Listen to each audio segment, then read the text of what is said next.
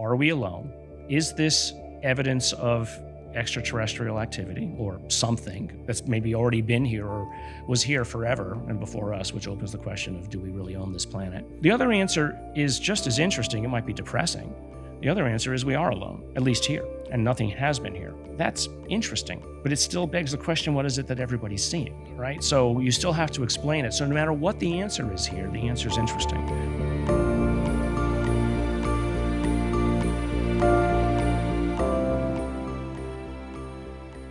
Dr. Garry Nolan is the director, NHLBI Proteomics Center, and professor of microbiology and immunology at the Stanford University School of Medicine. Dr. Nolan received his PhD from the Department of Genetics at Stanford at the Herzenberg Laboratory, and his BS in genetics from Cornell University. He was a postdoctorate fellow in the laboratory of Dr. David Baltimore at MIT and Rockefeller University. He is the author of over 120 peer-reviewed papers and holds numerous issued patents, and was recently honored as one of the top 25 inventors at Stanford University. So, Garry, thanks for joining us today. We've met before a couple times, once at a Scientific Coalition for UAP Studies conference. Actually, I think that was the only time, but it's a pleasure to see you again. Yeah, well, thanks to you guys for setting this up and inviting me. It's going to be a fun discussion. Awesome. So let's kind of cut to the chase here. You know, you're a very well-respected scientist. You've been involved in the UAP topic and have been vocal about it in a way other people haven't. Just lately, we're now, just to kind of set the stage, we're about a month and a half away, or we've been waiting for a month and a half for this latest UAP report to come out. The National Defense Authorization Act of 2023, there's a final version of that is ready to be voted on, which has about 33 pages worth of UAP-related whistleblower protections and accountability office, research projects, and going all the way back to 1945. 1947 was on the original version. Now we're looking at 1945 to go back for that analysis. At the same time, we also have major media publications such as New York Times and the Wall Street Journal communicating and expressing that the UAP bubble has popped and that this is all nonsense, more or less. And that was really communicated on the day that the original UAP report was due to come out, and all that reporting seemed to kind of poo-poo the idea that this report had anything substantial to say. Now those articles came and went, and now it's a month and a half later, and the report's still not finished. What do you make of those articles and kind of the general communication that we're seeing from the mainstream media on this topic? Well, it certainly leaves the impression that the articles were planned. But what excites me about that so-called planning is it shows you, frankly, how disorganized they are. Because if they didn't even understand that the NDAA the UAP report was going to come out in a couple of months, it meant that they basically mistimed it. And so that to me tells me that whoever the opposition is not to be feared as much as some think that they should be. And who do you think that opposition is? Do you think there is just a general skeptical crowd inside that thinks that this is a waste of resources? Is that kind of the type of person that you think this would be, or the group? Well, I mean, without getting all conspiracy-minded, there are, of course, those people who are on the inside who, as you say, they don't want to see wasted resources. But also, this is an existential change in how it is that humanity sees itself. And so whether or not you're religious or whether you're a-religious, changing where you are in the hierarchy of things is an important change in your psychological structure. So there's always going to be pushback on that mentally, but also, there's the crowd effect that happens. Individually, as I find, for instance, in the sciences, individually, I can talk to a scientist and they're all open on the idea and they want to know everything about it. But in the crowd, they become another person. And so I think there's a little bit of that kind of a psychology going on. And because people often need outside validation, not just on these ideas, but for themselves. And so if the more we start to see other individuals outside in the community at large who are saying this is okay to talk about, the further then those who are on the inside will feel comfortable coming out and doing things, if that makes sense. It does. Yeah, that's interesting. And that's pretty much what I've seen as we've been interviewing different pilots. The more that they are sharing their experiences, the more they're learning from other pilots and other aircrew that they're sharing the same experiences, and they just weren't talking about it before.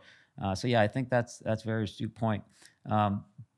So I'm a pilot, or I was. I'm not. I don't have the educational pedigree that you have. When we approach this topic as pilots, for us, it's very pragmatic. We're looking at this from an aviation safety perspective. And that's really how I got involved, because we were almost hitting these things and we didn't know what to do, and we're canceling training. How did you get involved in this topic? Well, a couple of different angles. I mean, the first one was working on that mummy that people thought was an alien. And I looked at that and I was intrigued. And I said, well, okay, you say that, but okay, who's doing the science to prove it?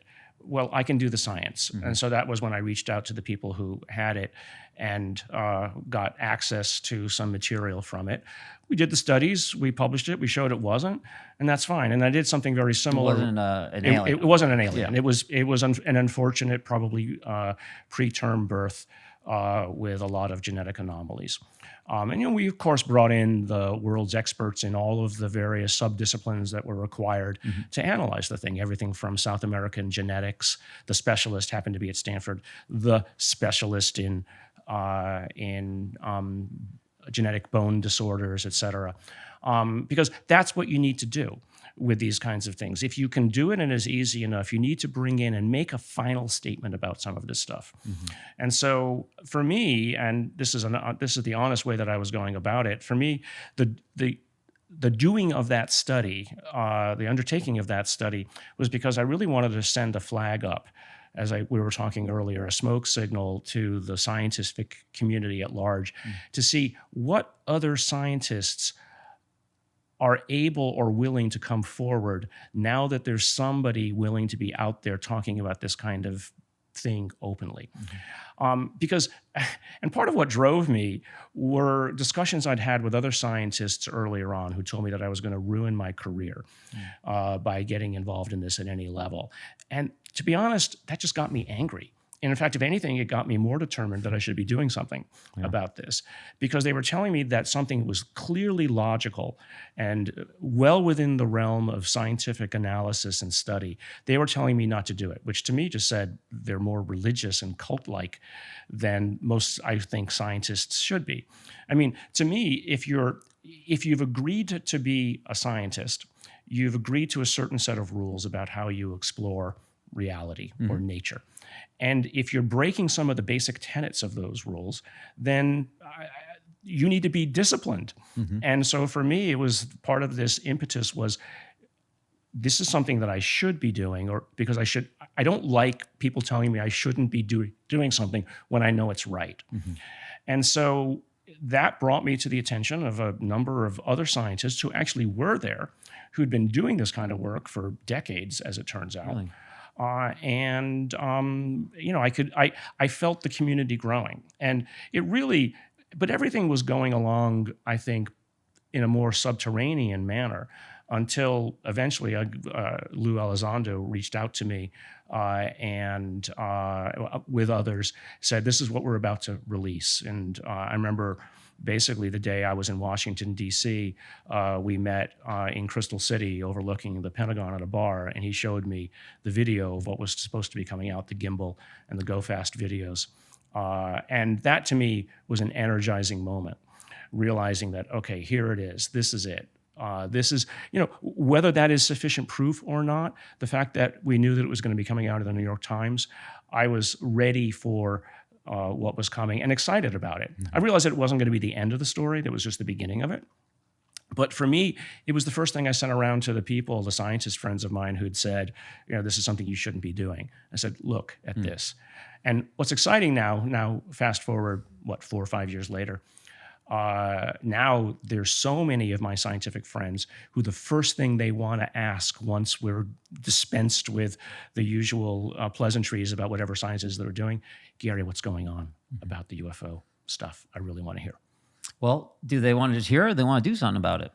So yes, so Sean Parker, who funds my lab, the Napster, Facebook, Sean Parker, funds my lab through his immunotherapy of cancer foundation.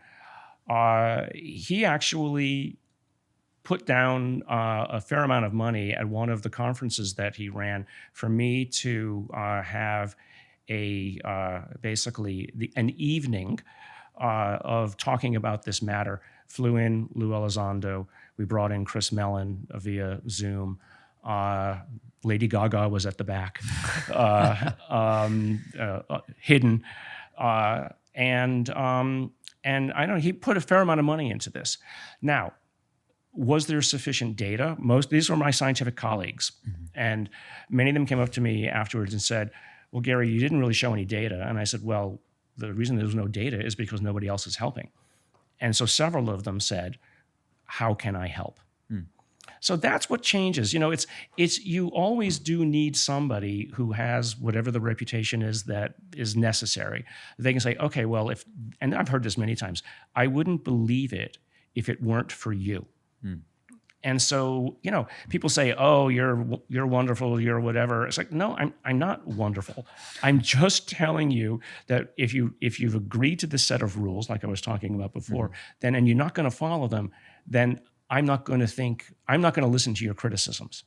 So that's a very interesting philosophy, I would say, or similar philosophy to some of the airline captains we've spoken to, right? They have accepted the responsibility for all those lives on the aircraft before they even stepped on the aircraft. They've viewed the weather. They've looked at, solar activity for solar flares. I mean, everything you can imagine, health of the passengers, right? If someone has a potential heart attack on the plane, that could be a problem. And so it's very simple. You've agreed that you've accepted that responsibility, not just the pilots themselves, but the carriers themselves, the companies themselves. And yet this is an issue that they have a hard time reporting. They have received, some of the pilots I've interviewed have received cease and desist letters. And their companies are just frankly not supportive of that conversation. And I see it being an extremely similar parallel to the scientific methodology that you've agreed to. You've agreed to look at the data. And so when there is data available, you're doing science a disservice by not actually looking at it. Right. I mean, and one of the premises that I've pushed, and this is, I engage on Twitter and I just started on Reddit, is, how do we teach let's say the lay public who's interested in this matter to talk about the matter in a scientific way? Because, I mean, let's sort of take a couple of steps back. How does a scientist believe what it is that they see? How do we validate something? So if you're a so-called experiencer, you experienced something, and as many people know, I experienced something when I was young. I saw a craft go right over my head. But I didn't know what it was at the time. There was no ufology at the time. So for me, that was an experience. And it's in many ways, in conventional terms, it's an anecdote. But I want to talk about the word anecdote a little bit in a minute. And so I don't need proof of anything to know that it's real. But if I want to convince my scientific colleagues, then the agreement has to be that there's another language that's being used, right? So that language is the language of science, is something that I can create data sets that can be handed to other people. They can either believe or not my conclusions or my assumptions, my speculations about what that data means. So what I've been trying to teach let's say the lay public is prove that the data is valid. You don't have to come to a conclusion. You don't have to believe it's the Pleiadians, from Alpha Centauri or something, right? You just have to convince another scientist or another individual that the data is real. Once the data is real, you get to actually turn the tables. You now aren't responsible for coming up with the answer. You can now say, look, we're scientists. To the extent that you're interested in this data, you tell me what it is that you think it is. Help me speculate. I'll give you if I give you a speculation, I'm not looking for you to throw it on the ground and stomp on it. I'm looking for you to work with me to figure out what the angles are that best describe the data that we're observing. Yeah, I agree 100%. And I see that a lot of times people, they either don't want to look at the data, and you really can't force them to really look at it. You kind of have to wait for them to be in a mental state where they say, okay, I think that there might be something here. I'm going to look at it. But at the end of the day, we need more data. So, maybe we can talk a little bit about how we could do that. Do you have any ideas about how we can expand our understanding? And let's maybe break this down to two different ways. We can talk about maybe sensing and how we're going to understand where these are. And then maybe we can kind of talk about further understanding them on the materials side, if that's possible. And I know you have a little more than a little expertise, but lots of expertise in most likely both of these. But what do we know as far as the sensing goes? We know that we can detect these, at least some of these objects. We've done it with our radars, varying powers of radar, and we've seen progression of the fidelity of the radar track files as we increase that power. So we think that there is some type of relationship there. We know where to look. We need to perhaps modify the tools and the sensors so that it's specific for this task in some sense. These all seem like pretty achievable problems here. What's the holdup? Well, I think the holdup, frankly, is that people are waiting for daddy to give them the data. And daddy in this case is the government. And the government has, we know, the best sensors. But, we also know that as technology progresses, a lot of those sensor systems actually eventually become publicly available. They might be in some way dumbed down and not as sensitive as what's available. There are accessible systems. So the Galileo project that I'm a part of, that Avi Loeb at Harvard started, he's setting up a sensor system. It's expensive. He's using, I would say, more, let's say, an astrophysicist's toolkit to look at the skies. But there are, of course, many other toolkits that could be brought to bear. And so, I think that, to me, the exciting part is, well, let's collect the data on what this phenomena is. Because once you see something moving in a non-conventional manner, it begs the question, how did it do it? I'm less interested in who might be behind them than what it is that they're doing. Because what it is that they're doing breaks our current understanding of if they're real. I mean, I'm going to remain a skeptic at least for my scientific colleagues to say, because they don't necessarily believe what it is that I think it is. So can we collect enough data that tells us about what it is and how it is that they're moving? And then can we look at the equations of physics that tell us how it is that we might do something similar? Because if they are doing these things that are unconventional or frankly impossible, as you know as a pilot, then somebody has access to either levels of power or levels of physics understanding that we don't appreciate. I see a huge commercial gold mine in that. And so, I'll just jump. Why do I think that way? My whole career has been creating technologies that I think of as inevitable. I look at something and I say, we need this kind of data. Nobody else has it, because if we have that kind of data, we can jump here. And so then I spend the time to invent that technology. Every time that I sit in a lecture, the first thing that comes to mind when I'm watching stuff is, okay, how can they use that? What's the best? How can we use this for patient benefit?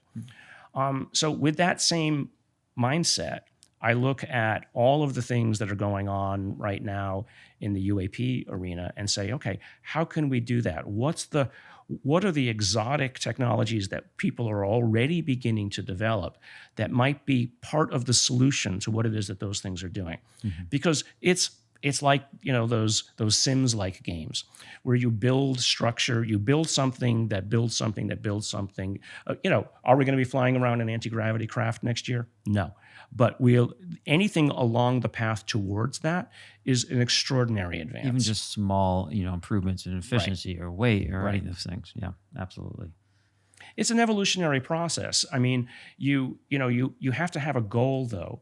Evolution doesn't think, but an evolutionary process can be brought to bear on all of this, because what you need to do is you need to have what I've called a virtuous feedback cycle, where let's say that we let's say we had a piece of material from a craft, from these alleged crash retrievals.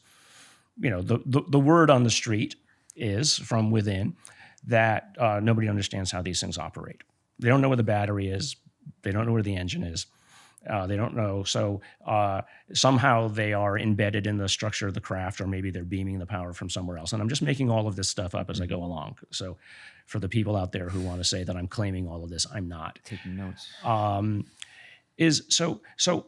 So their craft are made of things, apparently, that are either extracting energy or by themselves are the engine. Okay. So those are probably made right down at the atomic level. There's some material aspect of these things we could imagine that we don't know about, we don't understand. Just gaining that information will say, okay, there's something here. Why did they put this atom next to that atom next to that atom? Mm-hmm. Now, it might not, that's not the solution, but seeing it, first of all, if it's something that we can't make, right, or we have not ever made, well, that's about as close to smoking gun evidence you're going to get. But again, I'm not interested in saying who made it. I'm interested in saying or asking the question, what does it do? Mm-hmm. Because the understanding that will come from that, once something like that is available, which is not publicly available yet, then you can bring in the kinds of material scientists to sit around a table and play what if. Because that's what scientists are really good at. And frankly, I think that one of the problems, to the extent that any of the stories about crash retrievals are true, where they say that they can't understand it, is because they haven't done the sort of open science that can be done. Now, open science doesn't mean it needs to be talked about, publicly in academia, but bringing in academics is important. So I wrote a white paper to one of the intelligence committees in the run-up to the NDAA. And one of the things that I put in that was you need to bring in academics, you need to get them clearances. And is that a publicly available paper? What's that? Is that publicly available? I have to ask. But the long and the short of it was, guess what's in the language? Mm-hmm. There's language, at least I didn't check the last one, but it was in the language that said we will start to bring in academic scientists. And it's not because academic scientists are better. It's not like there's lots of fantastic scientists in the government and the military. It's because they have a mindset of asking questions that have not been answered. They have an exploratory way of doing things, because there's two kinds of science that are generally done. One is called basic research and the other is translational. If you have only a translational mindset, if you look at something and you can't figure out what its translatability is to utility, then you might just walk away. Yeah. As opposed to, at least the time in which I grew up, the basic science is let's just collect information because we don't know what the heck anything is. And this was like what happened for the last 2 centuries.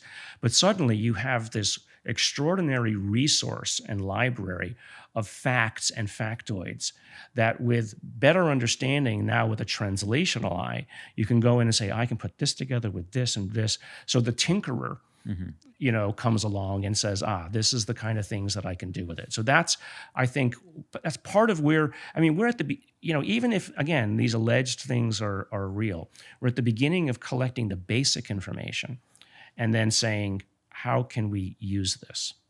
And you would think that exists better under the material science umbrella. Oh, definitely. Mm-hmm. Yeah. So let's look at the kinds of instruments that are out there right now. They're crude. Really are. The best mass spectrometers that tell you what things are made of, for instance, what atoms and isotopes are there. I don't mean radioactive isotopes. I mean just variations of flavors of iron and flavors of different elements. Understanding what is there is not just saying there's this percentage of iron and there's this percentage of that. It's knowing the exact structure of where those atoms are. Mm-hmm. So, one of my friends and colleagues, who's actually the guy who helped found the Galileo project, is Frank Lockian. So Frank owns the CEO of Bruker. Bruker is a huge mass spectrometry company. Everybody in my field knows this. So guess what he's interested in? He happens to be interested in the UAP issue. and he's funded that. And but even he realizes that the technology is insufficient. The granularity that we require to understand these things is not there. Now, are we close? yes, I think we're very close. Yeah, there's several ways that I'm pursuing that will get us there. But I think the way to look at it is that even if all of the suppositions about UAP are some kind of illusion or mistake, developing the technologies in expectation of understanding, we can turn those same tools towards simply, conventional materials. Because as I've said, to friends of mine, we don't even understand the structure of glass. We don't even understand, frankly, the structure of water and ice. I mean, we can model it, but we don't know it. And why would you want to know that? Because and you were involved in a sort of a generative AI approach for materials, there's this whole thing called structure function. You can make a structure of something and you determine its function. And if the structure works and in a way that you want, then that's fine. But usually evolution, you vary the structure a little bit and then you say, did the function change? Is it better or worse? But the feedback cycle is best, let's say, enabled and fed by an exact understanding of what that structure is, not a modeled understanding that you did in silico. Mm-hmm. And so this is the kind of thing that better imaging approaches of imaging of materials in situ will vastly improve our larger industrial capabilities. And then should somebody say, oh, well, that's a great capability. I have this thing in a vault that's been there for 40 years. Maybe I should bring it out because maybe you can help me with it. Yeah. So this type of technology would be now. Is this like a kind of pre-quantum level? We're not getting down to the area where quantum effects take place. No, it's that of course would be the next level. This is just knowing where the atoms are in 3D space at the sub-angstrom level. Because down at that level, you can start to make best guesses as to the bond structure of the objects. But this gets into a slightly different area, right? And that's, so Jacques Vallée, a friend of mine, brought me any of a number of materials that had a very decent history, witnesses, and chain of evidence involved with them. And one of the materials he brought was the so-called and very well-known Ubatuba event. And so I went with Jacques over to an instrument on Stanford's campus in the engineering quad. It's called a secondary ion mass spec. It's called the NanoSIMS, made by Kamika. We put basically on something that looked like this. This would be the disk where you have several samples on that disk. And so he had two versions of this material, this metallic material that had supposedly come from an explosion of a craft. And he had two different samples that had two different chains of evidence. They both looked identical as far as I could tell. And then we did the secondary ion mass spec of it. But they were done in the same instrument. You put them into this vacuum chamber. Somebody shoots you shoot a beam of ions at them. Those are the primary ions. They basically, like a sandblaster, lift off secondary ions, and then they go into something which measures the weight of them. So what was the long and the short of that was that one of the samples, and it was made of magnesium and a few other things, the magnesium ratios of the isotopes were normal, right? So there's magnesium 23, 24, and 25, or it's 24, 25, 26. I don't quite remember. And there's supposed to be 90%, 11%, and 9%. That's what you would find pretty much anywhere on Earth. Okay. Those would be the percentages. It was like, okay, that's normal. It doesn't mean it didn't come from a craft. It just means it's normal. Something that you would find here. Something you would find here. Mm-hmm. The other one was like way off. Just so far off baseline as it wasn't even like an error of measurement. And the reason, one of the reasons I I feel comfortable saying that is we did multiple runs on that same sample. And it was all done in the same instrument at the same time. So it wasn't like I came back the next day and somebody had, turned a dial the wrong way or anything. And so that got me thinking. I mean, it doesn't prove it's extraterrestrial, but it proves that somebody engineered the ratios for a reason, or there was an industrial process that created that ratio. So that begs, and at the time that this thing was found, this was decades ago, that would have been an expensive proposition to make that. So why would you blow it up over a beach, in Brazil? So that's the first question: is why, how expensive is it? Could you do it? The second question is, why would you change the ratios? Because we don't use isotopes for, frankly, anything other than blowing stuff up or radioactive tracers in bodies or as an anti-cancer, right? So we have a very limited understanding of what's the difference between iron 54 and iron 55. So one of the differences is something that you alluded to earlier, the quantum states of what goes on inside of the nucleus. And that there are very subtle but interesting differences that go on down to that level that actually humans use. We actually use in nuclear magnetic resonance when you go for an NMR. They're actually using isotopes that have a magnetic subtlety that can be detected in a magnetic field that's different than the other isotopes of that same element.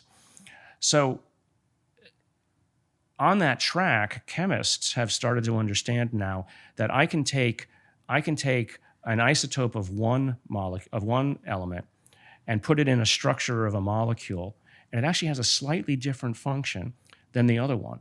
It's subtle. It's like the difference between red and red orange, but it is enough of a difference that it actually becomes valuable even in, say, pharmaceuticals. And one of the interesting ones is lithium. So lithium is used in psychiatry for bipolar disorder, amongst a few other things. I know that because my aunt actually had bipolar. And so there's lithium 4 and 5 or 5 and 6. I'm going to get in trouble for not knowing my elemental table. And so somebody did a study once where I don't know why they necessarily did it, where they used one of the lithium isotopes versus the other on nursing rats with pups. And the normal one, nothing happened, the normal lithium, but when they took lithium of one of the isotopes versus the other, one of the isotopes, the rats, ignored the pups. Oh, really? Yeah. Wow. And the other one, it overweaned Really? the pups. That's fascinating because that means that the human body is sort of a sensor capable of detecting the difference between those two isotopes and has somehow affected the brain chemistry differently. Okay, so there's another example is in quantum computers and creating quantum holes. Quantum holes? Well, holes in material where you can do entanglement. Okay. Right, and so silicon is one of them. It turns out that one of the silicon isolates allows for the quantum state to be maintained longer than another. Right, so there is some functionality. We just really haven't got to that. We haven't gotten to that level of understanding of why you would do it. But again, what I'm saying is it's inevitable. Yeah. Inevitably, we will reach a level of understanding where doing something like this and using the subtleties of nature is going to be a positive thing. I mean, I often put it this way. Humans currently paint the world in 85 elements. We could be painting, and maybe somebody else is already painting the world in the 253 or so stable isotopes. Yeah, they've already opened that up. Yeah, they're in Technicolor, we're still black and white. So we can tell essentially with the technology we have now, and we'll talk a little bit more about it, but you're creating new technology that will give a better window into that regime. And maybe we can't necessarily say with certainty on every material that it's not from here, but they are presenting extremely unique ratios and makeup that make it very interesting, if nothing else. Yeah, well, I mean, let's just ask the question about the Ubatuba event. Okay, why would you do it? And why would you? Is it part of some refuse that the craft doesn't use? Is it the exhaust from the craft? There's another set of cases that are really interesting, and there's actually multiple cases of this, where a craft is seen, and I actually published a peer-reviewed paper on this one. It's actually the first ever peer-reviewed paper in a major journal on so-called UFO materials, and it was the so-called Council Bluffs case, circa 1976. Craft is seen over Council Bluffs, Iowa. Iowa, yeah, and the scene it's basically seen in the distance from the city by multiple individuals, and then lights flashing and the kind of the usual, and then something seems to drop from the craft, and so several cars converge on the site, including the police, and so on the ground is a pool of liquid metal, like 35 or so pounds. I have the original pictures that the police took. This is all through Jacques Vallée. And so I analyzed those materials, not to prove that it was anything and not to make a conclusion, but to basically get the data out there, right? To create the data. Now, do we find anything interesting? We didn't find any strange ratios. But what was interesting about and we could prove, at least extrapolate, that it wasn't, somebody was flying over in a helicopter and dropped, a molten metal, because the cost to doing that would have been too much. And a lot of other reasons why. But what was interesting about the material was, depending on where you looked in the material, the elemental ratios were different. It was iron, nickel, a few other things in there, silicon. Okay, it's not homogeneous. It's kind of like you melt vanilla and chocolate ice cream. You only partly swirl it. You didn't put it in the blender, right? So why would that? So what industrial process would create this? And I've got a similar sample from Australia. There's another one in Fresno that if the guy who offered it is mad at me for not coming and picking it up, it's just because I haven't had the time. With the same story, he found it in his driveway. They saw it, and then he found this metal in his driveway. A liquid pool. Liquid pool. Yeah. Well, he found he saw the object, and then the next day they found this metal in the asphalt of their driveway. So one of the things that I want to be able to do is collect a number of these events to see, well, what are the similarities? Are the same elements there? And why is it that they're dropping these metals? Again, is it part of the exhaust? Is it something went unstable and they needed to get rid of it?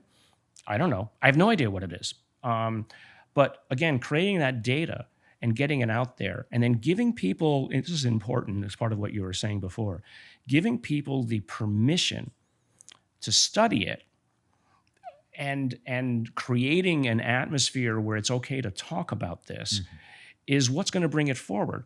I can't do everything that is being brought. I mean, I'm being offered dozens of opportunities, very few of which I can follow up on, nor will I follow up on until I have a consolidated pipeline of analysis that will allow me to put all of them through in a standardized way, so that I could eventually publish a paper that says, well, here again is the data, but here's now the comparison group of other things that were like this. And here are, in science we call them controls. Here are human materials analyzed in the same way. I mean, it's expensive. I've personally put, at this point now, probably about $100,000 of my own money and time to do this kind of analysis. And I use Stanford equipment, and Stanford's perfectly fine with that. I'm not breaking any rules, as long as I pay for it, pay for the time, because I want to get that data out there, right? And once you've done that, then you can point other people. So here's how you do it, because it's the peer review process that lets you talk to another scientist and say this has been vetted, right? You can't do it by Twitter. You can't do it in a press release. You can't do a one-off study because it has no correlation to any prior knowledge. So how do we interface with the academic institution and the scientists like yourself that don't have, this fits on the cracks, right? This doesn't fit seamlessly into, anyone's camp right now in the academic world, how do we open the door for them? How do we support that ecosystem? Well, part of it is money. I mean, I've said this before, that scientists will follow the money. I mean, they can't. The instruments are expensive to do. The instruments exist. You don't need to buy all of the instruments to begin the study. You can rent access on them. In Silicon Valley, there are multiple companies that provide these kinds of services to the chip industry, because the chip industry wants to do exactly what I was just talking about. They want to understand what went right and what went wrong in the things that they make. So those facilities are all available. You just rent time on them. And so you need that kind of money. So one of the things that I'm doing is rather than wait for the government to give me the money, I'm setting up an organization that is bringing in charitable funds, and hopefully by next year we'll have the ability to talk much more about it. But with those charitable funds, we'll be able to do at least two things. We'll be able to write policy papers to the government as to why they should support this kind of research. Because then what you're doing is you're giving the people on the inside, if you've got sort of like a think tank on the outside who's writing all of the reasons and giving them the crib notes that they need to make the arguments to their upper class and to make the arguments to either the generals or the politicians. So you need to provide that. So where do you get that? You source the writing from academics, and if you pay an academic $10,000 to write such a thing, they'll probably jump at it. Especially, I mean, most academics aren't rich. Most academics don't go out and start companies. So that's at one level. But with, again, sufficient resources, you get to do something else. Now you get to give money to postdoctoral fellows or to laboratories where you can say, I want this studied. You don't have to find that person. You just need to put out the fact that you have the money, and then you hopefully get enough credible applications, grant applications for it. You have then a team of scientists vet the applications. You give them the money, you let them go. They publish a paper. That further opens the aperture. You do this in enough places, and suddenly it's a field. Now it's a credible field, right? You don't start, I don't think, at least now, you don't start your own journal, because your own journal can then be ridiculed by the mainstream journals. It's isolated. It's isolated. You write the papers, like I wrote this Council Bluffs paper. I didn't make any conclusions. I just said, here's what happened, and then we talked to the editor. We said, would you be interested in this? He says, well, as long as you don't go all UFO on it, yeah, we'll look at it. They sent it out to reviewers. The reviewers said, this is really cool. We'll do it. So you have to find, you're not going to get it into Science or Nature on day one, right? But you'll get it into the mid-level journals that then creates a track record. And that is then usable by other scientists, because then they can cite it. Mm-hmm. Because science is built on a foundation of knowledge that you can basically cite prior knowledge and how your new finding relates to the prior thing. And that's that whole correlation map that I was talking about before. Mm-hmm. If you create a piece of data out in the middle of nowhere, it might as well be in Alpha Centauri or in the Andromeda Galaxy, because it doesn't have any relationship to the prior knowledge. It sounds pretty achievable. I mean, this all sounds like it's a pretty achievable process here to get academia looking into this. It doesn't sound like there's any major. It's not hundreds of millions of dollars. I mean, I'd love hundreds of millions of dollars, but it's not hundreds of millions of dollars. It's a few millions to get going, and then a few tens of millions once the. But then again, that's that virtuous cycle. Mm-hmm. Once you show credibility, and once some opportunity is realized, and I mean by that kind of a sort of a translational thing. Mm-hmm. Like in Silicon Valley, the first idea out the gate to try to get funded is very rarely the one that ever gets funded. Mm-hmm. It's the follow-ons and the copycats that then grow the field. And so that really is what I'm aiming for. And I've said this publicly. I said, I don't need to be the one who does it. I don't need to be the hero. I don't need all the glory. I just want to create a space wherein others can come in and do that, because it's inevitable. Have you identified any of those people that might be willing to have that conversation? And can you share? I mean, I won't. I haven't asked them permission to talk Sure. about their stuff, but yeah, there's quite a few. And it's more, or is this more mainstream? Are there new names? Do we see this growing and expanding, or is it kind of the same It's conversation with the same people with, No, I mean the same people. I mean, there's lots of the same people, but I've seen the kinds of data and approaches that they're doing, and it's not necessarily how I would approach it. I'm not saying it's wrong. I don't want to be some sort of elite, university snob about it. I'm just saying that you don't necessarily want the older folks doing it. You want to trigger the minds of the younger folks doing it. So, for instance, sitting in my inbox are offers from graduate students and postdocs and all over the place, everywhere from Princeton, Harvard, MIT, et cetera. They're saying, hey, how can I help? Because those are the minds that you want, because they're the ones who will make an eventual career out of it, right? I've already got a career. This is my, the cherry on top, as far as I'm concerned, approach to things. So, I mean, it's not going to happen tomorrow, but I think it's basically creating the fertile ground that others can be able to step into. That's what I hope to do with all of this.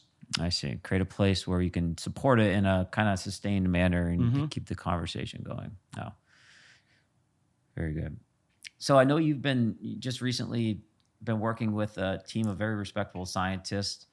It was announced today, although this will air in the future and it'll be about a month old or so. But would you mind talking a little bit about Copernicus? Right. So Copernicus is a space development corporation. I don't, by the way, just to be clear, I don't speak for them. I don't have permission to speak for their corporate, objectives, et cetera. But I am on the scientific advisory board of the company, and it's something started and founded by Avi Loeb, Frank Laukian, and a group of other scientists, very respectable astrophysicists and physicists from Harvard. And interestingly, a good friend of mine, George Church, an extraordinarily well-known genomics expert. And so what is the purpose of Copernicus? It's actually to upend the space exploration paradigm. Right now, we spend billions of dollars sending a robot, and I love the stuff that's coming from the Viking or wherever else.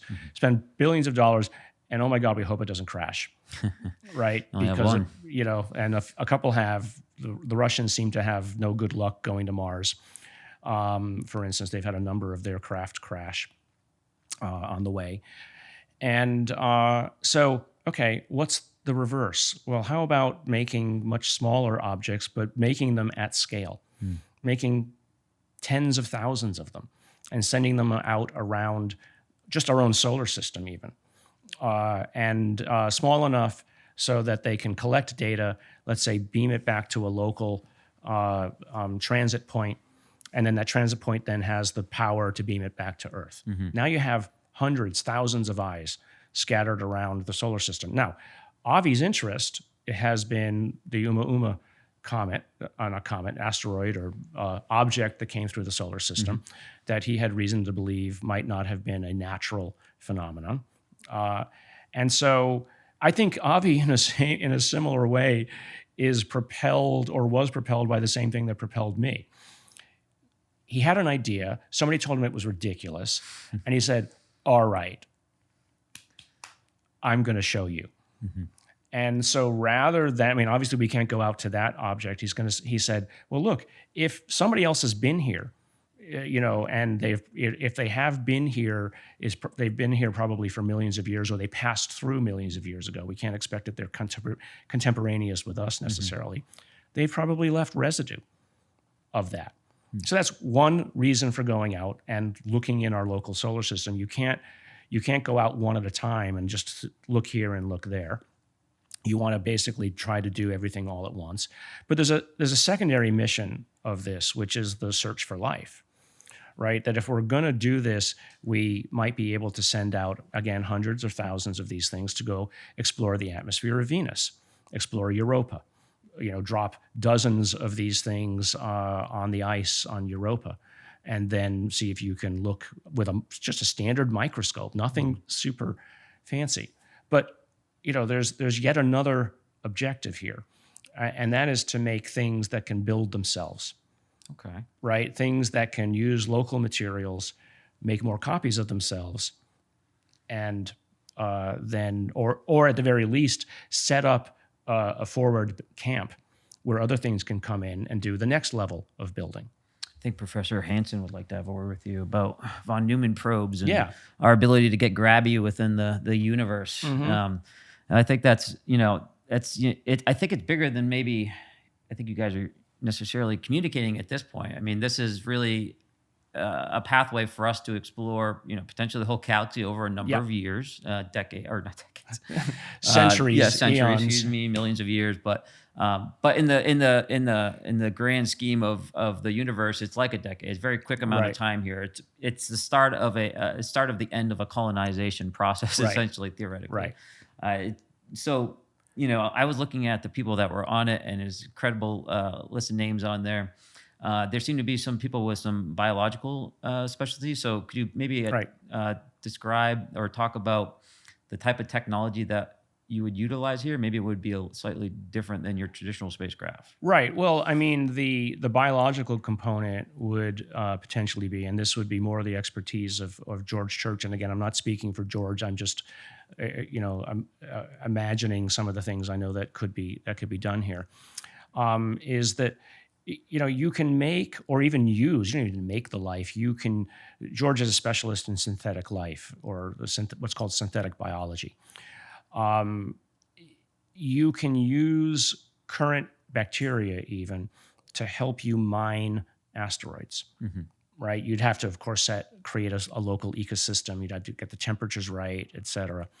But imagine if you could begin to mine out the materials, not by having a machine, but by providing enough water and bacteria. They use the local substrate to basically make stuff, break it down to its component parts, and as feedstock to build more copies of themselves.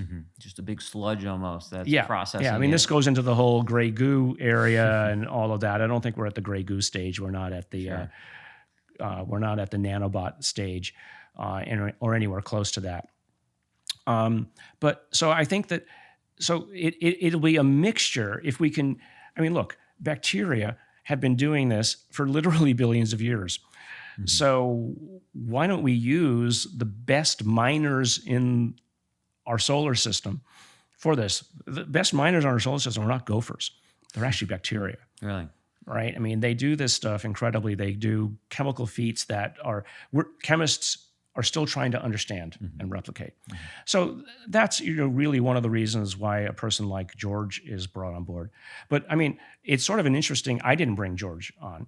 It's sort of an interesting circling back to something that happened with me and George probably about 5 or 6 years ago. He had a conference on what he called the genetics of space. Okay, and he brought in basically a lot of relatively conventional but forward-thinking scientists, including one of the astronauts who had his brother go up at the same time. We had a planetary science in there. And I'd had a conversation with him a few months before the conference about my UFO stuff. He said, "Garry, what's going on?" And I told him some of the stories about the patients, the patients who had been harmed, the whole Havana syndrome, and some of the other pilots who were non-Havana. He said, "Well, why don't you come and talk about your analysis at my seminar?" And I thought, whoa, this is going to be a talk at Harvard Medical School on a subject area that I haven't given a talk on ever before. I said, "Are you sure?" I said, "I'll do it." And I did, and I gave the talk. And there was this sort of stunned silence from the audience. And then the questions started. And they were good questions. Yeah. And so you know who offered at the time then, who said, "Garry, if you need help on these materials, George." Yeah. So I'm not saying that I planted a seed that he might not have already been considering, but I mean, and George is a towering figure in the field. So you have a person like that now sitting on an advisory board of a space exploration that's at one level looking at translational, but at the same level, we're doing the kind of basic science to collect the data. And as a side benefit, if somebody else shows up while we're doing this, or we see evidence of somebody else has been there, we're collecting the data. Yeah. So it's sort of has three simultaneous, and plus it's cheaper. And we're not going to be building our own. I mean, we said this they said it in the press release. We're not building our own launch capabilities. We're using the other launch capabilities that other people are generating, and just paying to hitch the ride. Certainly, yeah. I think that's how it'll go. Well, what about so that's two. Do you feel that the other members of the group have that kind of same general feeling towards the UAP topic, or has that not been approached yet? It hasn't been. I mean, we haven't had the scientific advisory board, but Frank Lockian is one of the basically provided some of the funding for this. I don't think anybody who knows Avi is unaware of his interest in this area. And I think even Avi's interest, or at least explicit being open-minded about current UAPs as opposed to centuries-old things that happen to wander through the solar system, is expanding. They're aware of this, and they're aware of the controversy around Uma. They're all in. I mean, these are like famous astrophysicists and physicists at Harvard. I'm almost scared to show up because it's not my area. But remarkably, Stephen Wolfram is on the board. Mathematica, right? And interestingly, Wolfram's I'm pretty sure this is right, that Wolfram's Mathematica was used to create the language in the movie Arrival. Oh, really? Yeah. Oh, that's pretty cool. Yeah, I think they generated the structures with some algorithms from Mathematica. I think so. I hope that's right. That's very cool. So, we talk about getting data. We talk about bringing scientists on. Is there a path to do the thing that you said we can't do now, which is to start drawing conclusions in any way? I mean, you get to draw conclusions when you have something that wasn't made here before. That's when I'll feel comfortable.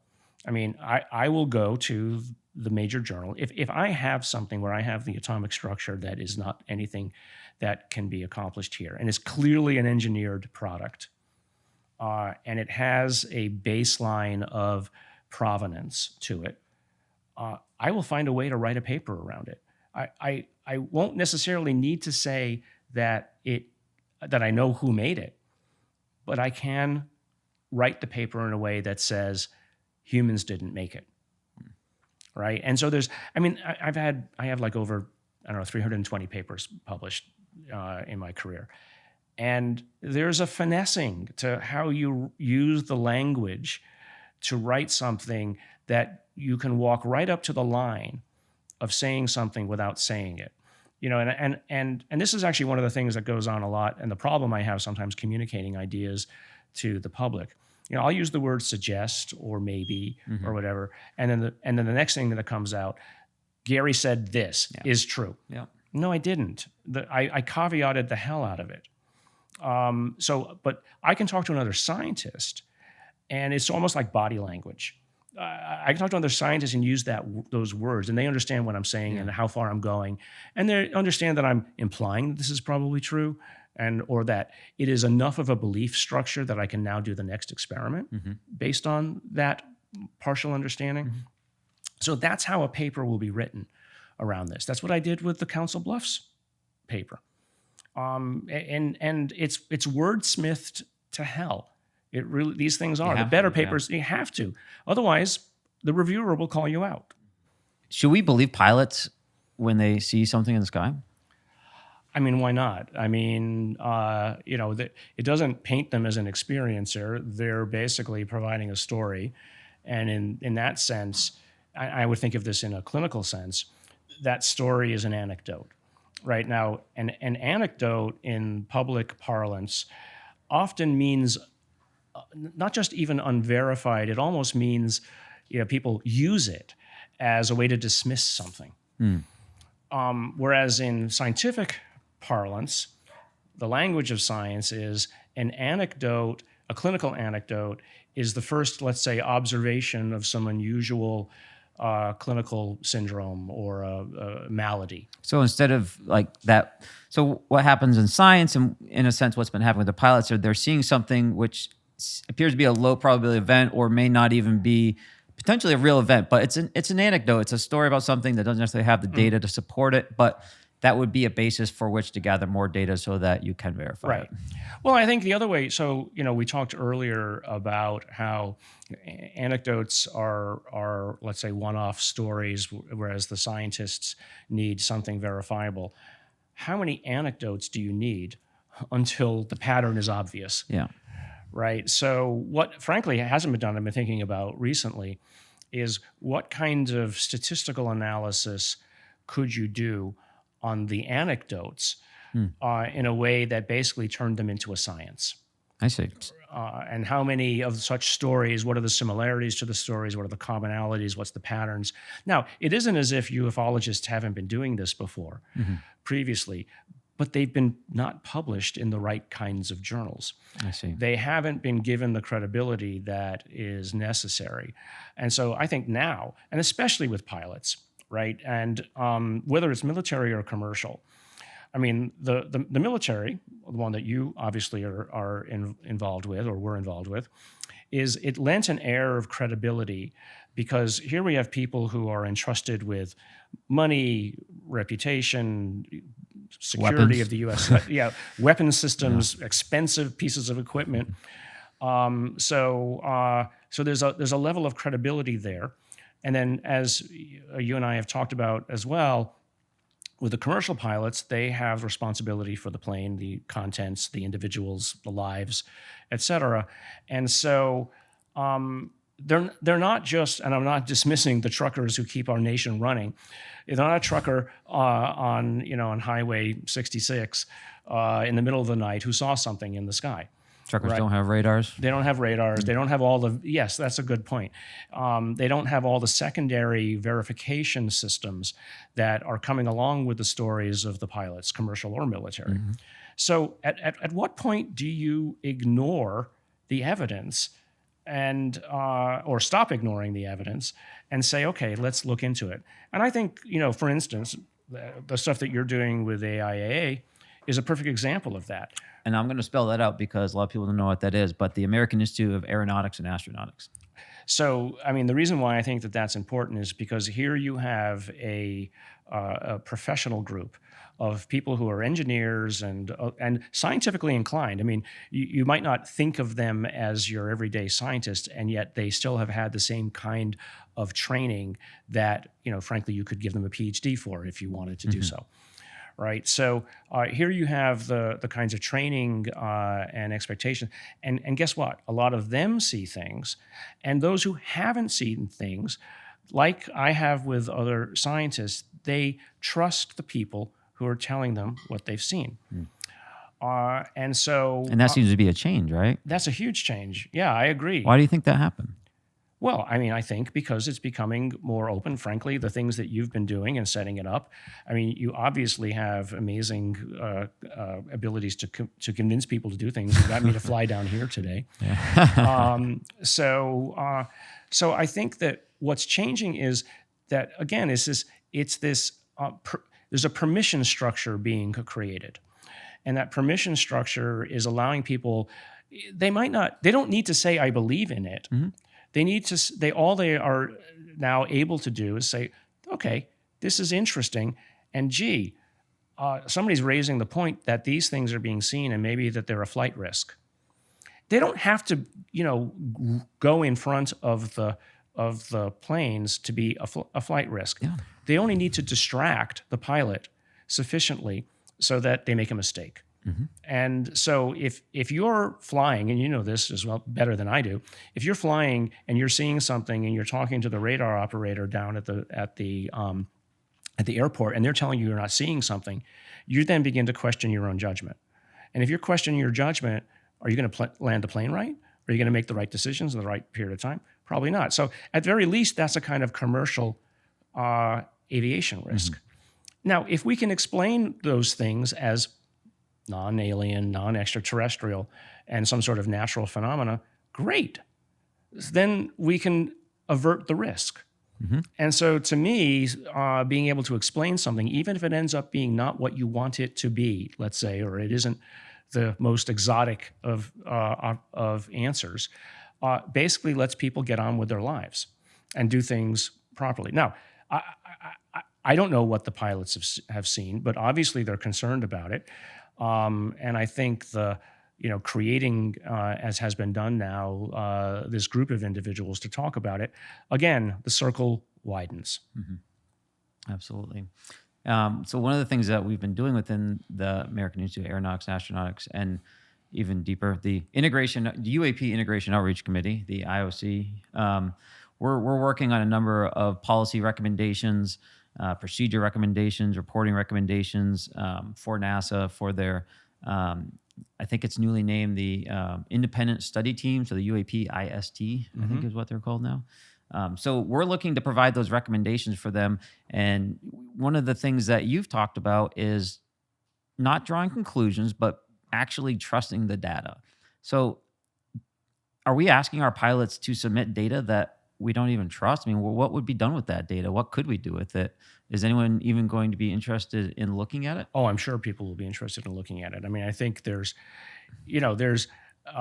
more than enough individuals out there that can process the kinds of data that would be produced, as long as the data is produced in a verifiable way that, is, let's say, publicly available. You're looking for trends. You're looking for, principal component axes for what might be involved. But I mean, look at the company Enigma, right? That's been set up on the East Coast. They're doing, at least in part, this. They're collecting the data and putting it into standardized data tables. And then they're doing analyses, and some of that data they're going to be letting out once it's vetted. Because, and this is something that Jacques Vallée often spent a lot of time, and he always hammers into me, is that he says he gets a lot of data. He has lots of data. I mean, I remember sitting in his office once, and he had two monitors lined up next to each other. It was basically a big Excel spreadsheet.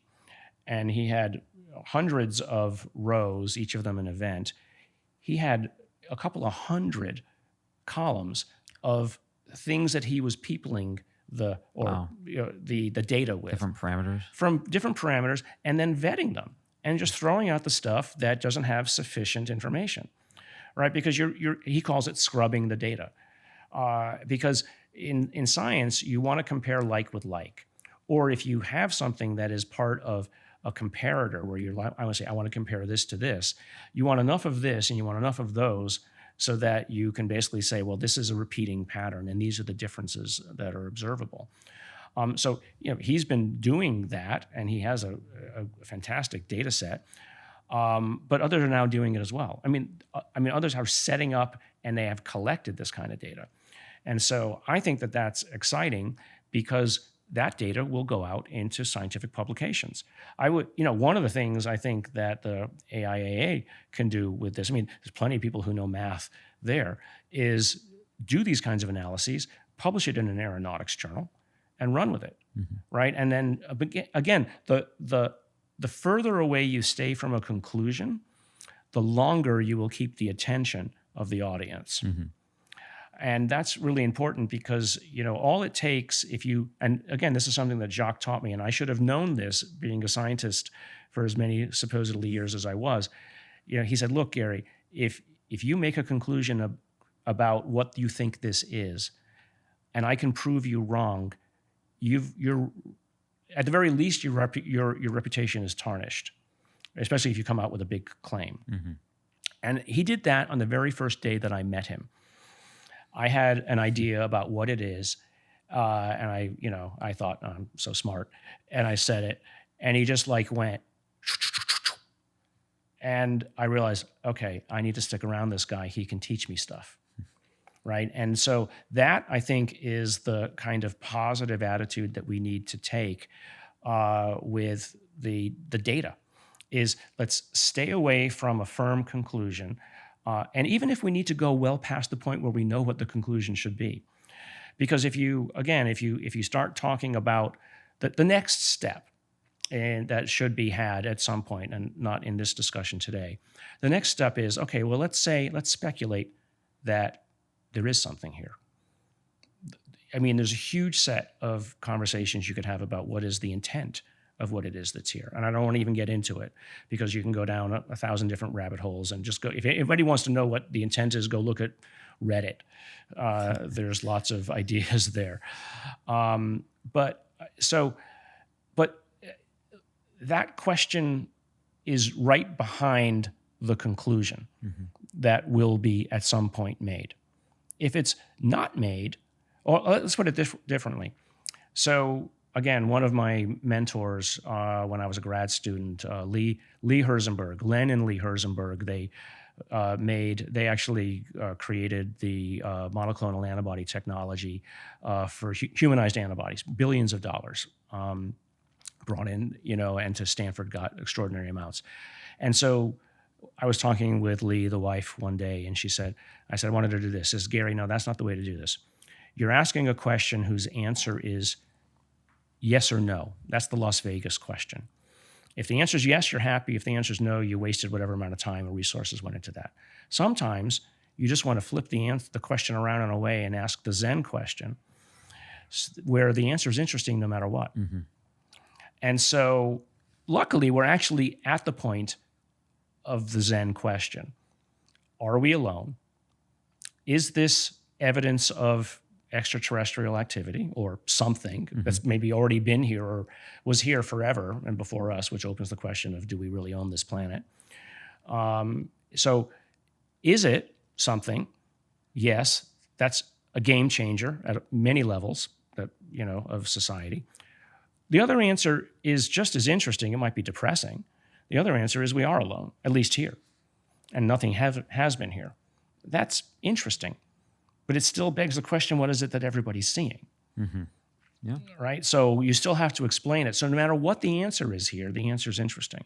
So, one of the things that I try to teach my students in my lab is to always ask the Zen question. Because every time you do an experiment, it's another figure in the paper. Mm-hmm. You never go down a blind alley. And so, and that's the other reason why, not all questions can be that way, but the other reason why, for instance, I always got involved with instrumentation and the creation of new instruments that I see as inevitable, because instruments are just technical capabilities. You can always make it happen. It just depends on how hard you hammer at it. But if you ask the question, will this drug cure cancer? And then you might make a mistake, and many pharmaceutical companies make that mistake literally every year, and because it's the only way to do it right now. So, I think that we're at that kind of an inflection point in our thinking about this. We have the tools, as we were talking about earlier, to answer some of these questions, or the building of some of the tools that are required to be used are within our grasp. Sometimes it's not even building the tools. Sometimes it's just actually putting together the pieces that already exist and are being used for other things. Yep. And so we have all of that. So as long as we're not hurting anybody, and as long as we're not diverting resources, the argument of diversion of resources is frankly a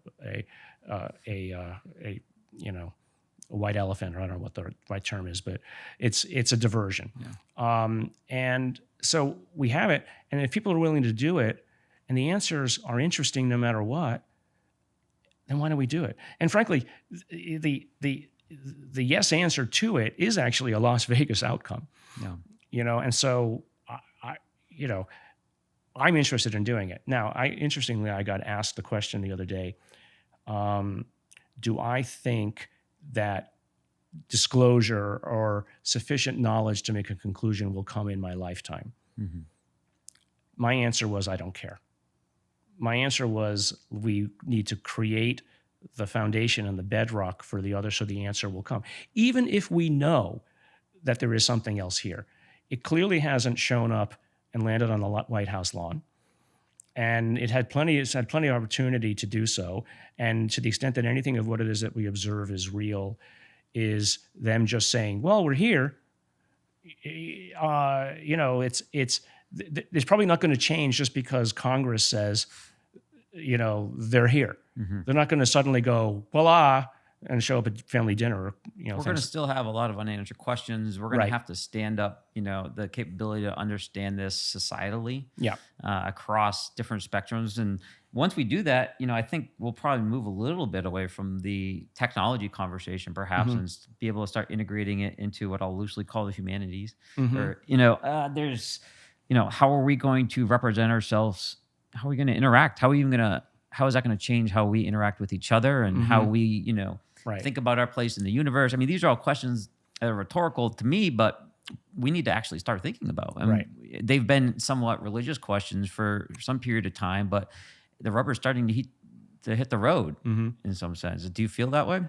Well, I mean, yes, I think the rubber's hitting the road. I mean, it's a matter of, I think a change in consciousness or a change in observing what it is that's around us. When you observed what was around you, did you feel any type of change in or at least how you interacted with the world? You mean when I observed the things in my bedroom or over my head? I mean, it was always there in the back of my mind, and maybe it was the reason why I was interested in science fiction.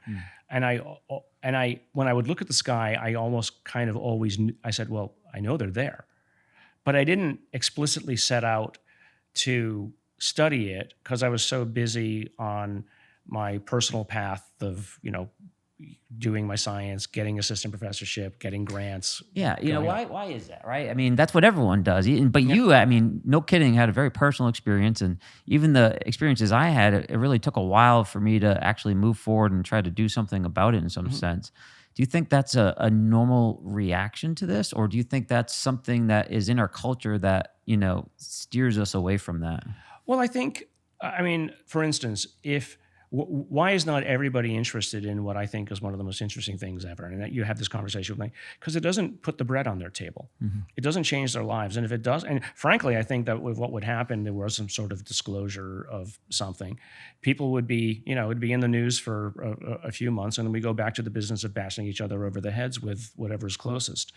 I don't think it's going to create a kumbaya moment. Personally, somebody else can say otherwise, but it will change the discussion about, well, why are we spending so much money on military hardware, right? Because we're all worried about basically the implosion of the planet, at least ecologically and otherwise. You look at whatever this might be, and you realize it made it past the inflection point. It is proof that you can make it past that inflection point. And so that might change thinking a little bit. I mean, I'm not going to get even into what the religious implications are. Probably the first thing that some religions will say is, well, who is their God? Do they have the same God? Interestingly, the Catholic Church has actually already come out and say, we're perfectly fine with aliens. And maybe they have their own, and actually some of the Vatican intellectuals have said, well, maybe they have their own personal Jesus. Isn't that a song? I mean, that's interesting. Yeah. Right? So, for instance, with the Vatican, they've already publicly said, we're perfectly fine if there are aliens. It doesn't mean that they don't have souls. So, one of the major religions on the planet has been, very forward about this. One of the other major religions, the Muslims, in the Quran explicitly talks about the jinn and these things that are between the angels and humans that actually live with us. I mean, they explicitly.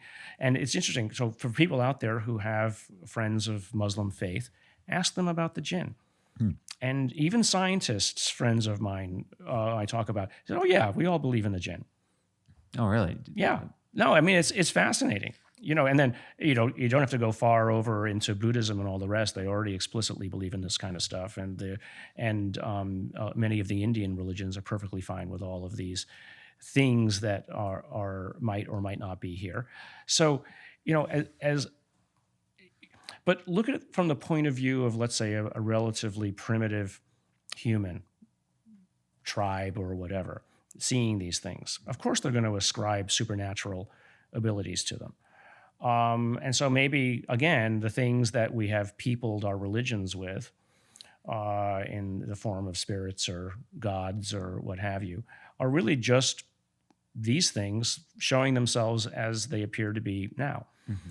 And that's actually, there's an interesting woman, I think you probably know her, Diana Pasulka.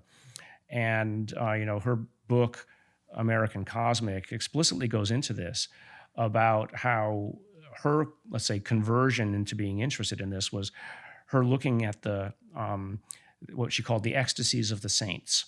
So she was studying the ecstasies of the saints, meaning the times in which they became enraptured by some sighting or observation that they had, where they would be literally in almost like a trance. And she had access to the Vatican Library, which not many people get access to, go down into the catacombs of the library. Cool. And she said one of the things that really interested me was that the showings of the angels or the showings of God always showed up as orbs of light or things like that. And she began to realize, well, today we see this as, we call them UFOs. And it was something, of course, that Jacques Vallée had noted as well, so that she became aware of Jacques Vallée's work, et cetera. But I think what's nice about what Diana does is she writes about it from a very academic, non-judgmental view of, look, here's the data. Now, religions have made conclusions about the data and have become set in their ways. And that is frankly what sets up this potential conflict amongst the religions, because they've all come to a conclusion and they're trying to prove the other one wrong. Yeah. And that's, something we want to avoid with the UAP topic right now, right. Obviously. Yeah. Right. Let's switch gears a little bit. I wanted to ask you if you had any thoughts you'd like to share about the efforts that NASA's undertaken with their UAP investigation, I believe it is, study team. Yeah. UAP IST. So, I've been blowing hot and cold about it. First, excited because they actually have a team, right? And they've explicitly said that this is something they should be interested in. And probably Bill Nelson has been more open about the idea, but he's been supported by CIA and intelligence heads from prior years saying, look, there's something here and we can't ignore it. Then I was depressed that the amount of money that went into it was only $100,000. But then I got excited again because somebody said, well, no, this is not to come to a conclusion. This is just to ask whether there's a there.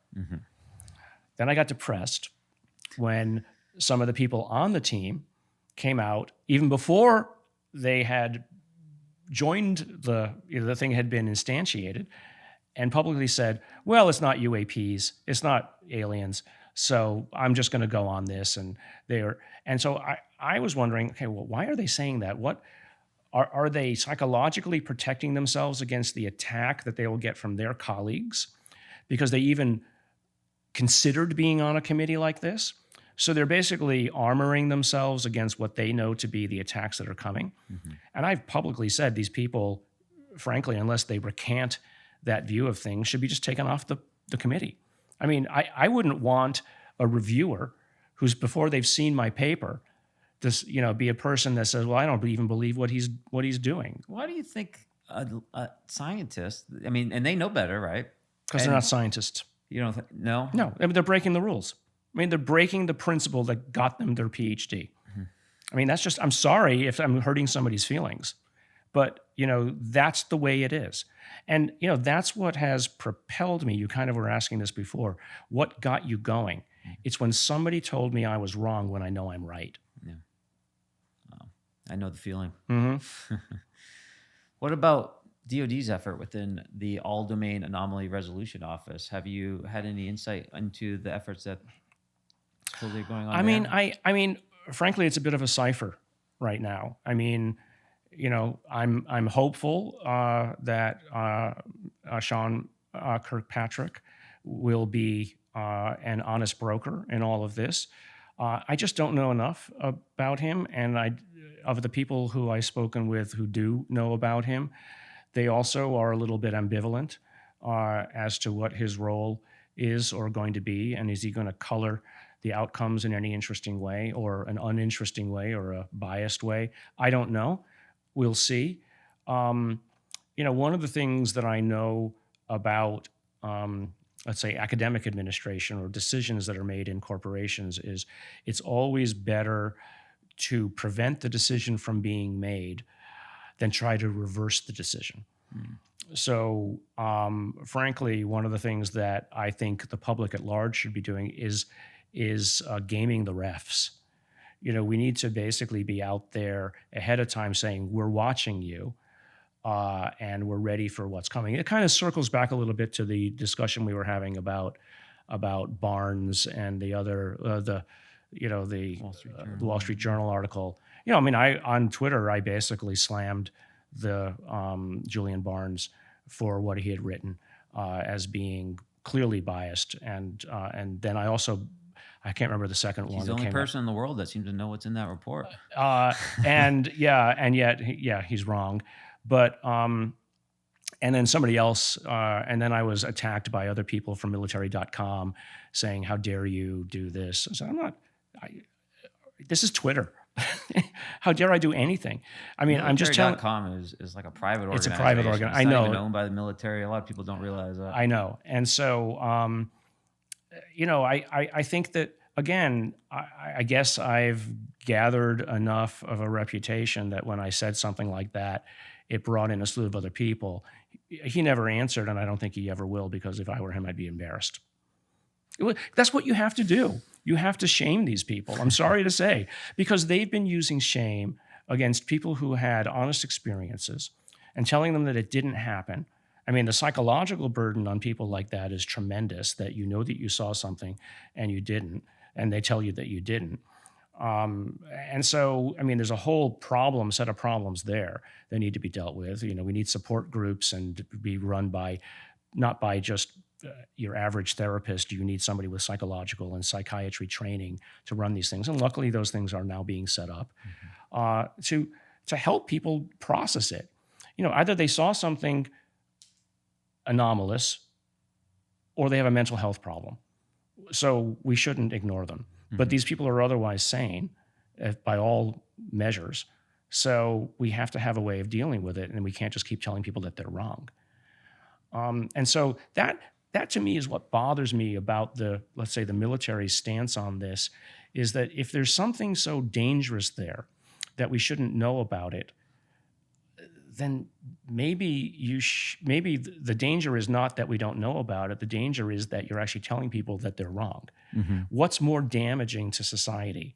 Telling people that they've seen something, otherwise productive members of society, and making them unsure about it, or hiding some grand secret. So the open question is, if there is a secret, is it because the people who have the secret are using it, or because there truly is a reason we don't want anybody to know about it?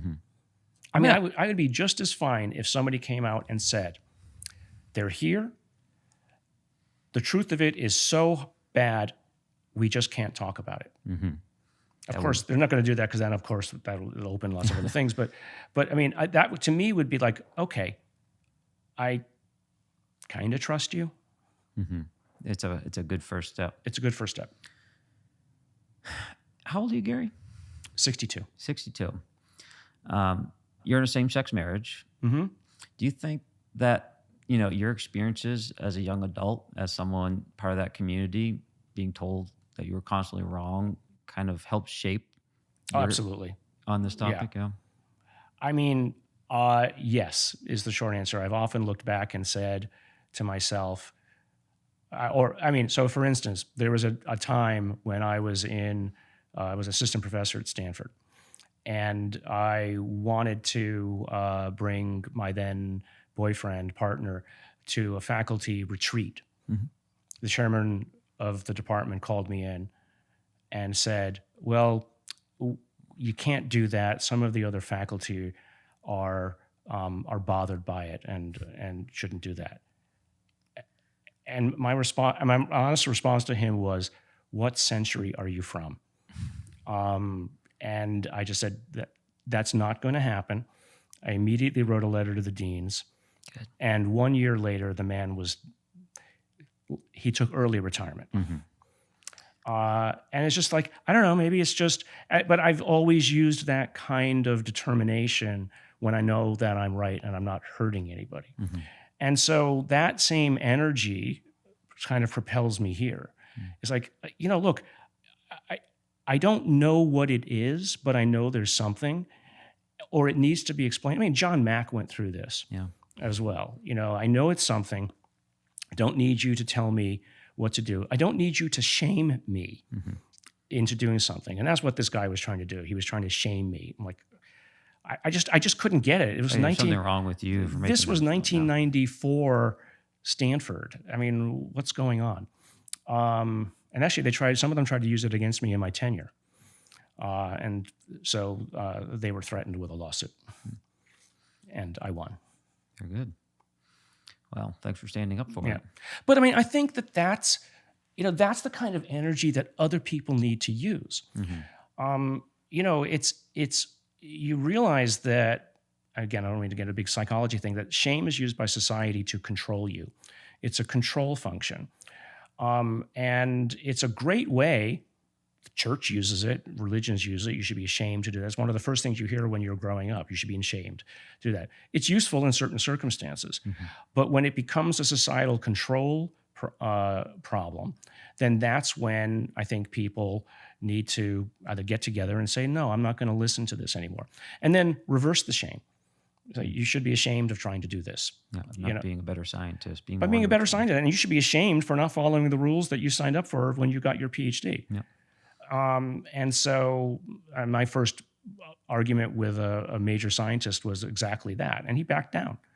I don't think he agreed with me, but that's what I always liked about, frankly, science versus history. I'm not saying anything wrong with history or whatever. The social sciences is, I noticed in college that the people who did well in those areas were the ones whose opinions were strangely in sync with the professors. Whereas if I disagreed in science with something, I go to the blackboard and prove it. And so that's where I want this discussion to be. I want the discussion to be provable on the blackboard. So I can go, done, that's it. And so I'm not there yet. I don't have that, but I know it's within reach. Awesome. What about just for the regular person that wants to be involved with this? We talked about how they could potentially, communicate with their representatives that this is something they support, but how do you see just the regular person being part of this conversation? Well, first, if they could be. Well, I think there needs to be a little bit of self-organization, but at one level, you can't expect everything to be grassroots. I mean, grassroots has been done through MUFON and others, and that's great. But they don't necessarily adhere to some of the scientific principles. And don't get me mad at me, people at MUFON, but there are other kinds of criteria. So one of the things, again, the creation of some sort of organization that I'm trying to do, that then explicitly funds this within the academic realm. I mean, basically, I want to set up sleeper cells inside of academics that, people, universities will accept money.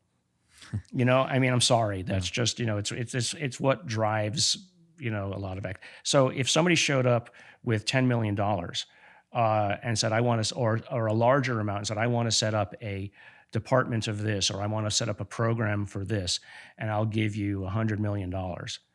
Oh, you bet that there'll be any of a number of places that would step forward. Do you hear that? Who wants to fund the first UAP research center, major institution? Yeah. So, and then that's what energizes people. Yeah. I mean, the state of New Jersey, surprisingly, out of the blue, last summer, I think it was, came out and said, we have a research fellowship that we're going to give for UAP studies. Amazing. And that's where I think a lot of the progress will be made in the areas with the younger generation. I've been with the American Institute of Aeronautics Astronautics, the AIAA. One of our subcommittee leads is a professor at the University of Illinois.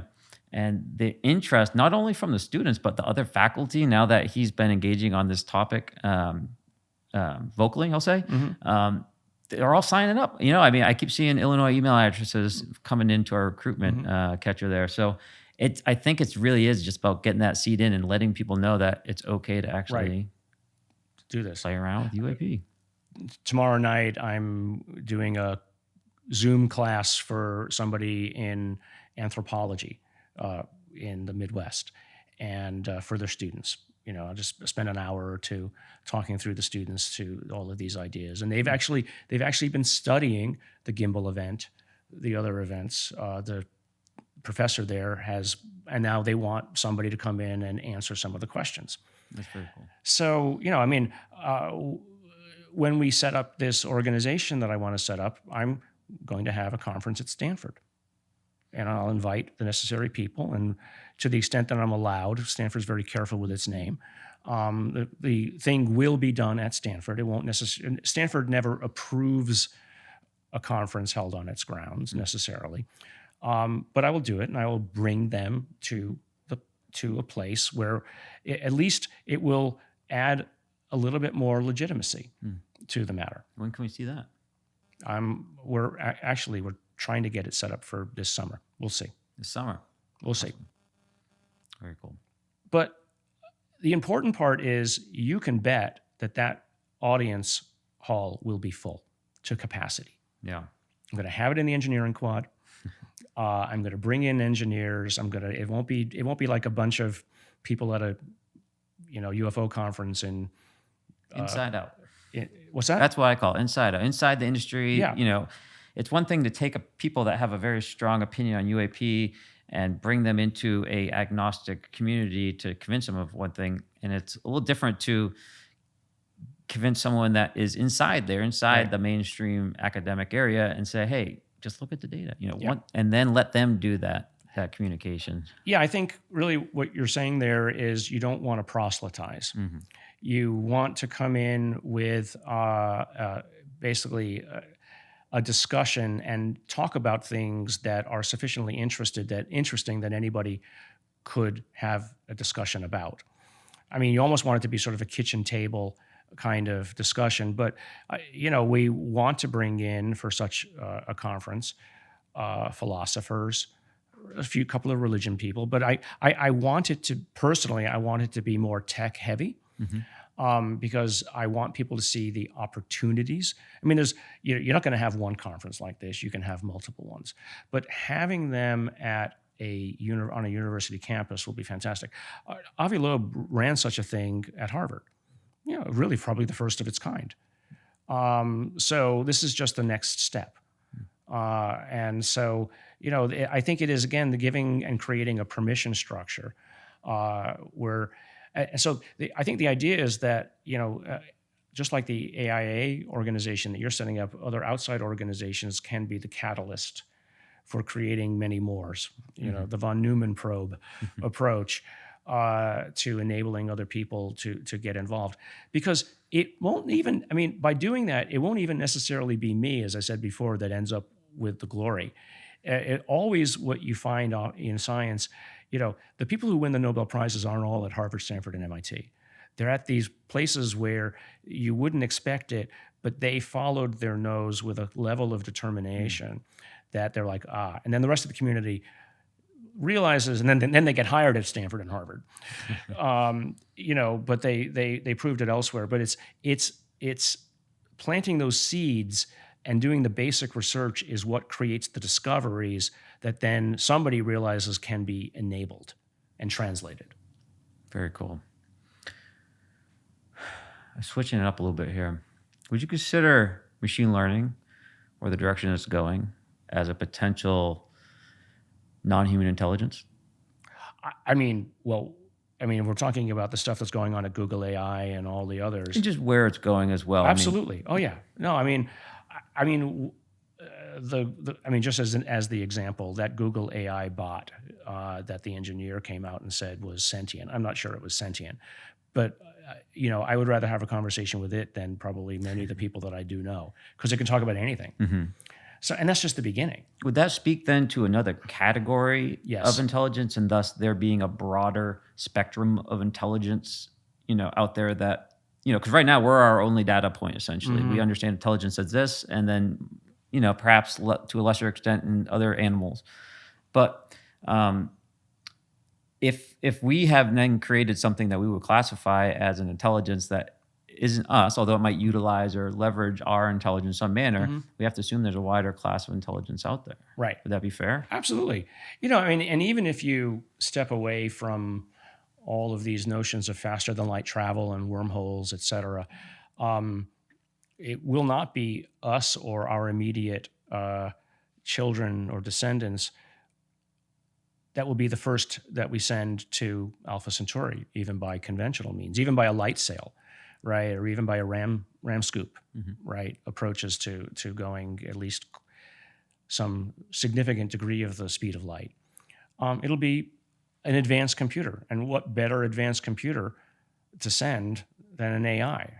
And you'd probably end up sending, the chatbot GPT thing that everybody sees in the news today, or some much more advanced version of it. And maybe that's what we're seeing today here. That's already pre-programmed by somebody else, that when you get there, you'll just kind of observe and watch and send the data back. So I'm convinced that, for instance, the Copernicus group that I'm a part of, you can bet that one of the first things that we're going to put, if we can, and this is just my personal opinion, again, I don't speak for Copernicus, I got to be careful. If we can, we'd put a pretty advanced computer on there. And if it ends up being some version of the chatbot GPT, better than, an iPhone. Would you consider yourself in some sense maybe like a protege of Jacques? Or maybe round two? Oh, yeah.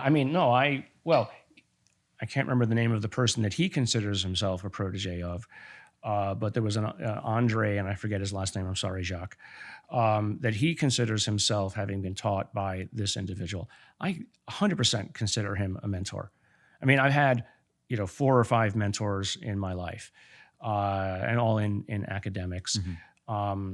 This guy, Ali Zaleh, when I was at Cornell, Lennon Lee Herzenberg, David Baltimore, Nobel Prize winner at MIT when I worked with him.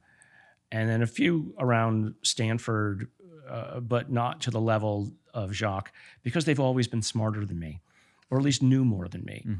And so I think that's part of what I'm hoping to do for the people in the general community is, for better or worse, I'm a confident person. People have always said, Garry, you just seem so confident. Actually, I'm trembling inside most of the time. But I think having that confidence lets you do things, and it opens doors that you didn't know were there. So if you are telling a good proportion of your population that the stuff you're experiencing is wrong, you're making them insecure. And so they're not going to go forward, right? They won't open doors or try to even batter down the doors.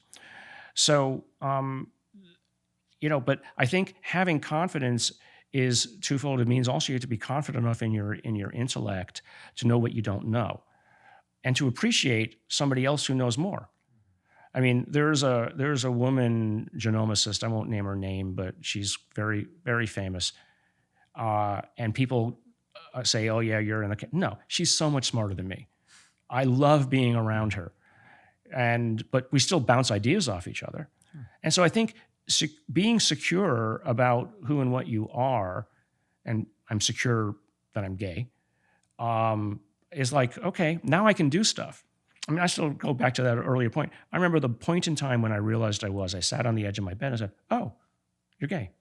And that was it. There was no and so maybe it just takes that, whatever combination of characteristics that I got from my parents and circumstance, et cetera.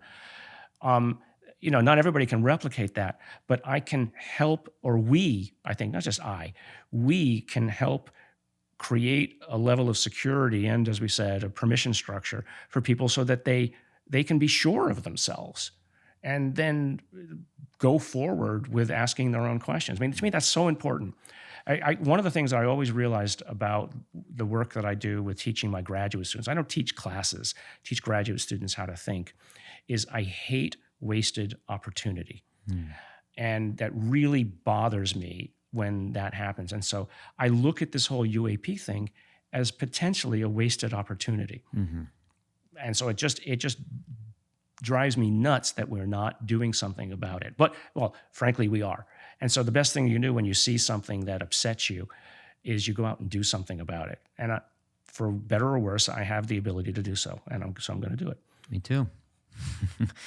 Someone has to do it. This is what I wanted to do. I say, like, just we can look at a character and be like, it's okay to be interested in UFOs or UAP. You have our permission. You know what I mean? Like, it's just honestly, like, maybe we can just do that at the end or something. You know what I mean? Because it is silly. You know, just be like, hey, it's okay. I'm interested in UAP. Not a big deal.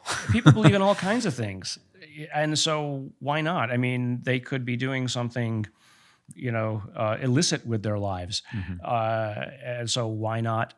Why not this? You know, even if it's just a hobby, right? I mean, you know, hobbies are things that you do that you enjoy, and if you enjoy asking the question, "Are there non-human intelligences here?"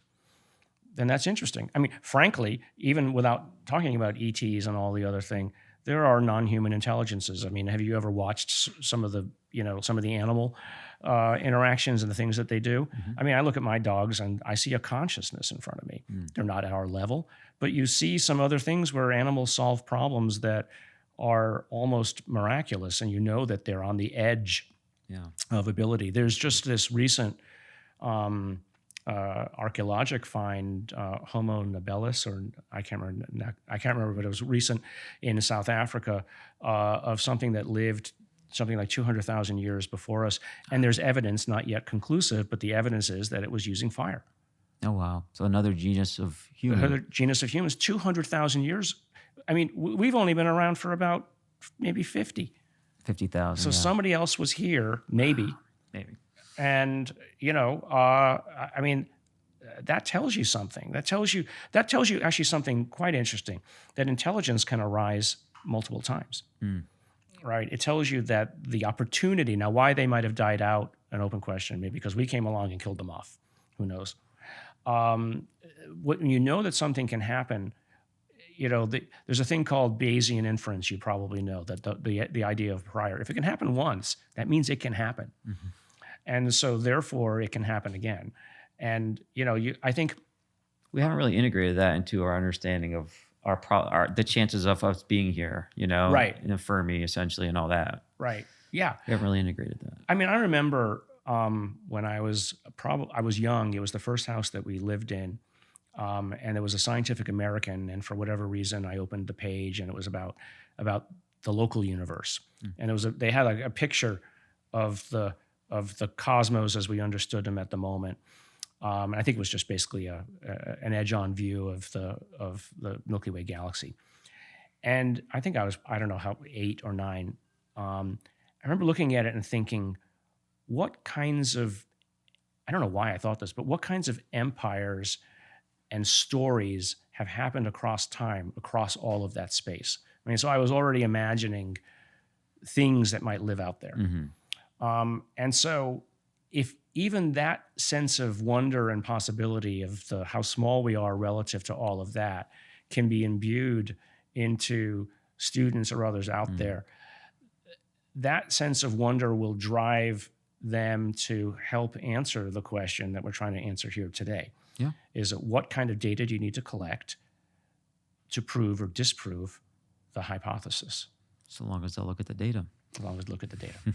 Speaking of looking at data, I've been speaking with some pilots recently who have commercial pilots in, you know, what you would expect to fly across the country in, that have been seeing objects just recently, you know, as we speak, over the past 8 to 12 months over the continental United States and the Western coast. Have you been tracking that, and what are your thoughts? I mean, I've seen the stories of they see these lights circling, and I've seen some of the video that the pilots have taken on their basically cell phone cameras. And I mean, the long and the short of it is they don't know what they are, and these are people who basically fly every day for their whole life, you know, for their professional lives, and they see something that shouldn't be there. So I'll actually make a different point. Maybe they always have been there, but the pilots just didn't notice them because they didn't have, let's say, the environment to say I should be paying attention to that, Yep. right? Or as we all know, maybe they just suppressed it, right? There's this notion of intelligence is sometimes not about putting one and one together. Intelligence is just realizing that there is a one, right? That you see something that other people don't see. Yeah, I mean those are the innovators. Those are the people who see something that's there, and so maybe there's just a certain kind of brain circuitry that by itself recognizes the anomalous as being something you should be paying attention to. You know, I always use the example. Not that you couldn't physically see it. It's just your internal brain's filters saying that's noise. That's noise. Yeah. Yeah. I mean, you know, there's a book about, you know, reality and irreality, that our brains are frankly not designed to see reality. Our brains are only there to filter enough information to keep us surviving and pass our genes on. So everything that is extraneous to that essential need just doesn't get into our brains. I've heard you use the term like biosphere or dark biosphere. Is that kind of the same theory where there's potential things happening that includes life in some sense that could be happening around us? We're just not tuned into. We're just not tuned into it, or, you know, I mean, I hate to use the term frequency because it has so many negative, unfortunately, connotations.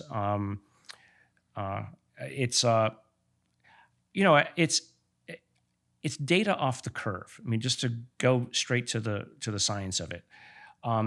So in my lab meetings, the students will show their data, and then there'll be like a curve, and everything fits the curve. Oh, isn't that beautiful? It's great. And then there's like a data point off the curve. And I said, what happened to that one? And they'll go a few, and then in the back of my mind, it's thinking, wait a second, what did that mean? I said, go back a few slides. I think my students are tired of me because they know that when I say go back a few slides, it's the beginning of trouble. Oh boy, yeah. But good trouble, because it's always the anomaly anomalies by definition are discovery. And so here we have anomalies that, you know, enough people are crying fire that we should maybe be paying attention to it. Because if we're going to just stay on the curve for the rest of time, then the anomalies just build up. But this is what's called the Kuhnian revolution, right? The structure of scientific revolutions. Thomas Kuhn wrote this back in, I think, the 50s or so, where science doesn't proceed in this incremental set of understandings. Science proceeds until it reaches a wall, and a wall of anomalies begin to build up because the current understanding doesn't accept that the anomaly exists. And then there's somebody on this side screaming, but it exists. And then the evidence begins to build up, and then you have a revolution. But the almost annoying aspect of it is that everybody who was screaming it doesn't exist on the other side tells you, oh, of course it did. We always understood this. Right? I mean, that's fine. But I think that's where we're at that moment now, again, where people are beginning to realize, okay, there's something. But again, it's I want to create a science and language structure for people where they can talk about the anomaly in a way that doesn't create ridicule. And so, you know, maybe this organization that I'm setting up will be able to do it. The things that you're doing, things that we know other people are doing, there's like there's basically a cottage industry of groups being created by many, and one or more of them is going to be extremely successful, which is exciting. It's okay to be interested in UFOs. Yeah. Very cool. Gary, thanks for joining me today. This was incredible. Thank you so much. It was a fun discussion. It was awesome. More to come. Cheers.